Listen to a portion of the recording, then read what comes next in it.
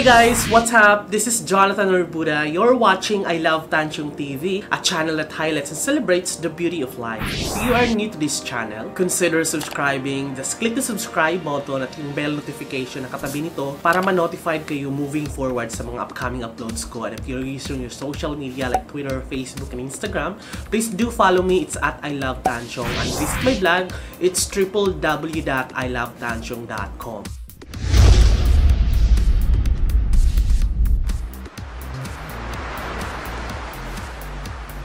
Welcome back guys sa mga bago dyan. Welcome. Actually, my name is Jonathan and I am passionate about vlogging my life, sharing my simple lifestyle. I'm pretty sure na panood niyo na yung mga house raid ko, mga condo raids, at mga lifestyle ba ibang mga personalities na nakakuha din ng mga condo or mga maliliit na dwelling spaces. I'm sure excited kayo dahil matagal ko na itong pinangako ang video na to na gagawa tayo ng comparative analysis as a young professional point of view. Ano ba talaga ang mas magandang kukunin? Ang kumuha ng house and lot nearby provinces or kumuha ng condo na sobrang liit around or within Metro Manila? So watch this video dahil para sa iyo. Shared ko lang sa inyo guys na chinek ko po yung demographic age ng mga nanonood sa aking video. Mas mataas at mas maraming mga nanonood ang mga young professional or between ages 24 to 34. So maganyang mga ages yung mga nanonood ng mga vlog ko, which is mga young adults. So na nakaka-relate sa pamumuhay ko. So ngayong isi-share ko, hindi naman ako nagsi-share ng mga luxurious lifestyle or mga kung ano-ano. Ang isi-share ko lang sa inyo is yung mga simple, achievable na lifestyle na I'm pretty sure makaka-relate kayo. Unang-una, kaya ko ginawa tong video na to dahil alam ko maraming makaka-relate kasi maraming nagtatanong, maraming mga nanonood at marami ding nagdadalawang isip kung ano ba talagang dapat nilang kukunin. Kukuha na lang sila ng house and lot around sa mga provinces nearby Manila or kukuha sila ng condo unit within Metro Manila kung saan marami talagang advantages and disadvantages kung ano talagang priority ninyo kukunin. So, bigyan ko lang kayo ng mga point of view as Jonathan or Buda na nakakuha ng condo at nakatira din sa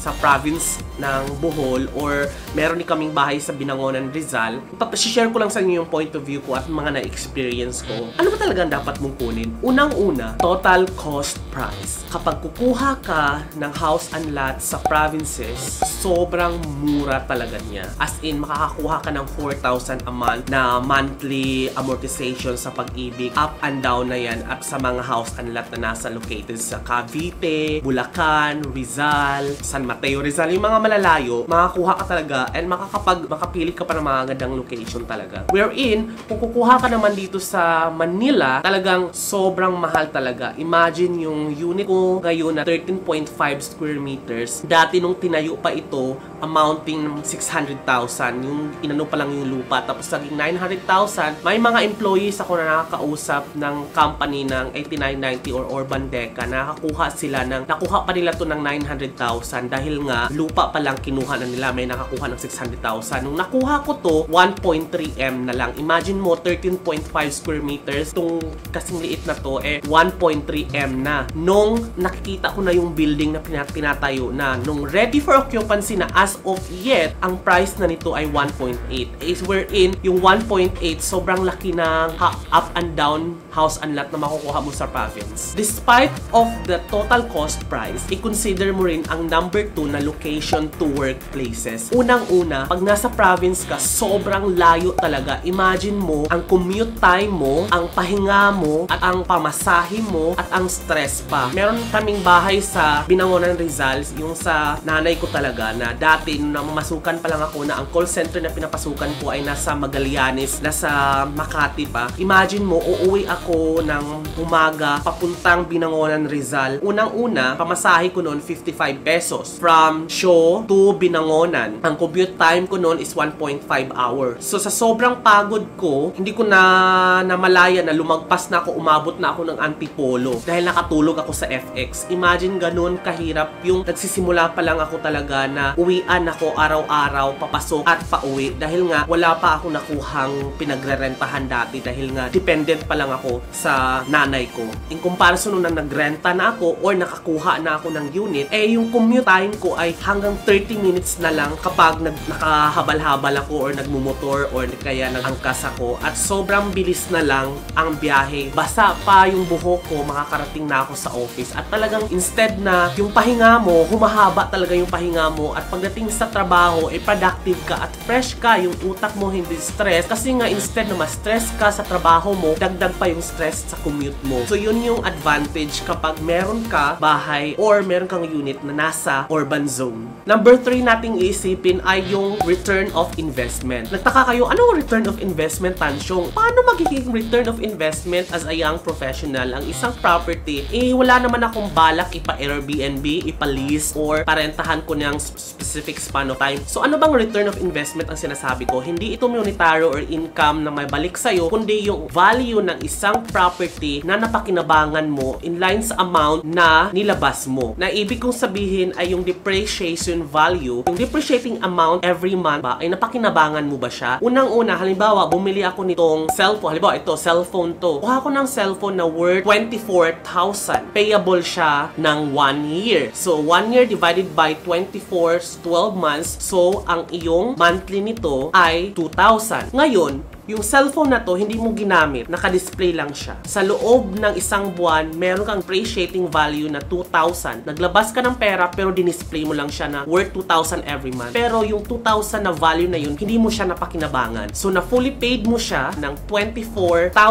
sa loob ng 12 months, tapos ibebenta mo ang isang cellphone, hindi mo na siya mabibenta ng 24,000. Magdi-depreciate na siya. Pero, ang disadvantage nun, hindi mo siya nagamit. Yung 2,000 na monthly depreciate value ay hindi mo napakinabangan, hindi mo na-satisfied yung amount na nilabas mo, 2,000 a month. Just like in a scenario, if you're getting an investment sa probinsya na house and lot, and then hindi mo siya matirhan dahil ang work mo ay nasa Manila, to cut the commute time, magrenta ka ngayon. So yung depreciating value ng monthly na nilalabas mo at binabayad mo sa Pag-ibig, sa bangko, or sa any financial institution, hindi bumalik sa'yo dahil hindi mo nagamit, ni hindi mo man lang, not unless kung Airbnb mo or iparentahan mo, dahil babalik siya sa'yo monetary, pero the satisfaction itself na worth 2,000 doon sa cellphone mo, hindi mo nagagamit. Ngayon, go back tayo sa condo dito sa Maynila. Kahit sasabihin natin ang monthly mo ay 8,000, pero 24 hours ka kunyari na natulog dito, or di kaya naligo, painom ng mga barkada, or nanood ng TV, dito ka talaga as in gamit na gamit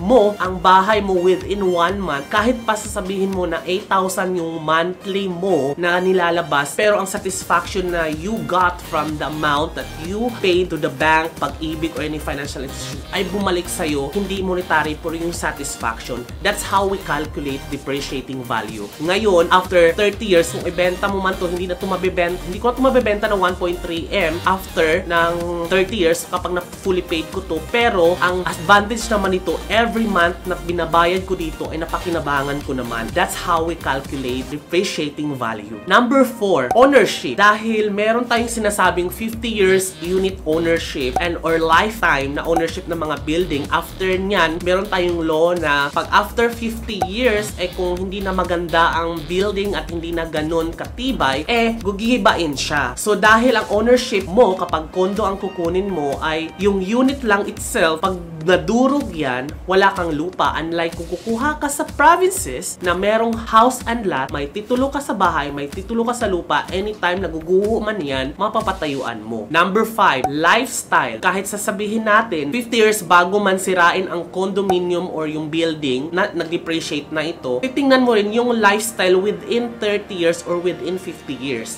Ano bang lifestyle? As a young professional point of view, mahilig ka bang pumunta sa mall? Mahilig ka bang mag-bar? Mahilig ka bang uminom? Mahilig ka bang rumampa? Mahilig kang bumala? Meeting with friends? Inviting your friends inside your dwelling? Ganun ba ang lifestyle na meron ka during your young adulthood? Kung ganun man, so mas advantage na kukuha ka ng condo dahil nga yung lifestyle mo is in line doon sa tinitirhan mo. Dahil you cannot invite a number of friends in a random situation location kung ang bahay mo ay sobrang layo. Dahil nga mas gugustuhin na lang nila magkita kayo sa restaurant dito sa Maynila or mag-coffee na lang kayo kaysa pupuntahan kanila sa bahay talaga doon na they need to spend much time and effort para mag-drive papunta sa bahay mo na nasa province. Number 6 is yung accessibility. Yung accessibility mo towards bank, school, job application, or di naman kaya opportunities. Dahil nga, nasa probinsya ka, kung meron kang call na, okay, ito may meeting tayo, just like your lifestyle is a young professional na meron kang meeting, meron kang on-call ka, ganyan ka, at dahil located ka sa mga provinces na meron mga toll fee, yung mga ganun, sobrang gastos at sobrang hindi ka ganun kabilis pupunta sa isang meeting dahil nga ang access mo, pag may bangko ka, meron kang ihuhulog sa bangko, hindi masyado ganun kadali. Unlike kung nasa condominium ka na nasa within Manila, nasa likod mo lang bangko na, 5 minutes walk lang or 3 minutes. Just like me, accessibility sa gym, 1 minute lang, nasa likod ko na lang gym na. 3 minutes, nasa Mega Mall na ako. 2 minutes, nasa MRT na ako. Palengke, 1 minute. Bangko, 1 minute. Internet shop, lahat ng opportunities, mga call centers, mga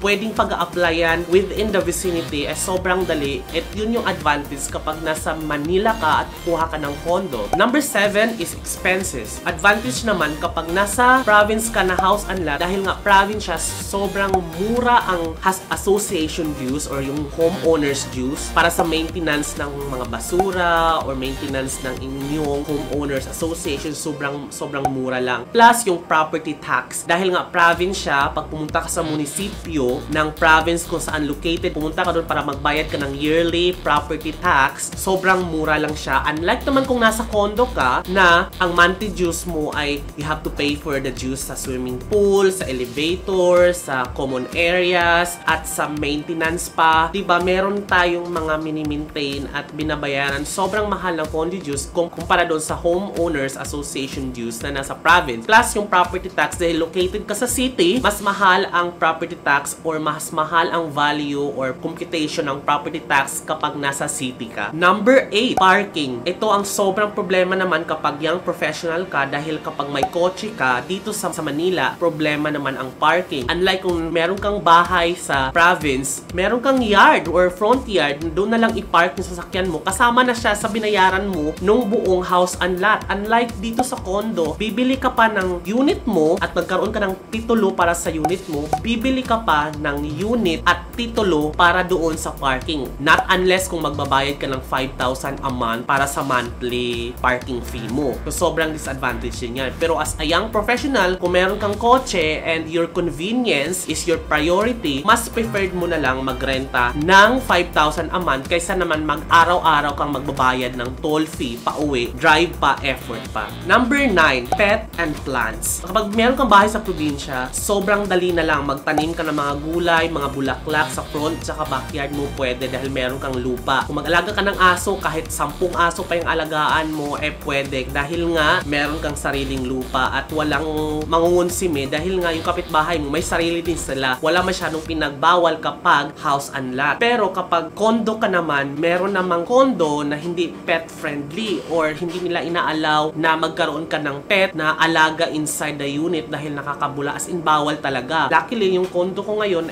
magbabayad ka lang ng 200 pesos a year, pwede na i-register mo lang yung pet mo doon sa management. Plants naman, hindi po pwede dahil close ito, saan mo ilalagay? Mamamatay yung mga plants mo. Unlike kahit mag-indoor plants ka man, kailangan pa rin ng sunlight niyan kahit papano once a week man lang, di ba? Kung wala ka namang balcony, paano mo bubuhayin yung mga pananim mo? At kung meron ka mong balcony at pag nagdilig-dilig ka dyan, baka pupunta pa yung tubig sa next na balcony doon sa kasunod mong floor, baka magkaroon ka pa ng kaaway. Kaya sobrang challenge talaga ang pet and plants kapag condo ka. Pero as a young professional, hindi mo na kailangan pang mag-pet and plants, di ba? Kasi nga sa sobrang fast-pacing ng buhay mo at bahay work ka na lang talaga, hindi mo na maatupag pang magkaroon ng pet saka mag-alaga ng plants mo. So, advantage na rin siya, di ba? Number 10, security. Dahil nga kapag meron kang house and lot na sa lupa siya, may gate siya or something similar, ang magnanakaw sobrang bilis lang talaga niyang akyatin.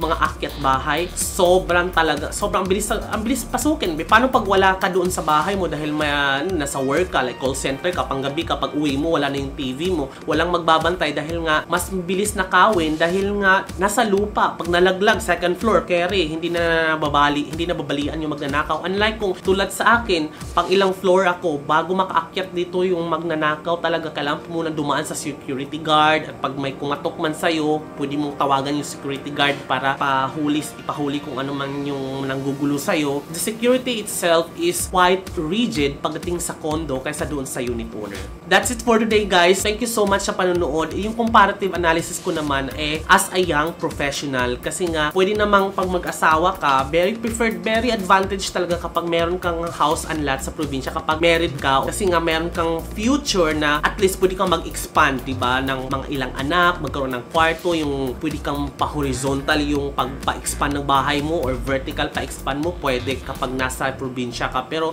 as a young professional comparative analysis, hindi mo naman kailangan pa ng, kung meron kang asawa or jowa or ka-live-in, pwede naman kayong mag-double deck na lang sa loob ng unit mo, like pwede mong ipa-customize, or sa baba, dalawa kayong mag-asawa. Dahil nga meron na rin naman ako nakikita mga kapitbahay na may anak sila or dalawang anak, tapos dalawa pa sila sa loob ng bahay, siksikan sila, but doesn't matter anymore because the convenience itself and, you know, close family ties, diba? Kasama-sama kayo sa isang unit, dalawang anak, at saka no one is actually wanting to stay inside a condominium if they are retiring. Like, if you are going to retire after 50 years old, I'd never see myself na nandito pa rin ako sa loob ng condo na to. Pero this is just in line doon sa pangangailangan ko dahil nga nasa loob lang, nasa within Manila lang din ang trabaho ko. So that's why I got this unit. Bakit hindi na lang ako nagkuha ng house and lot sa probinsya or sa Bohol, diba?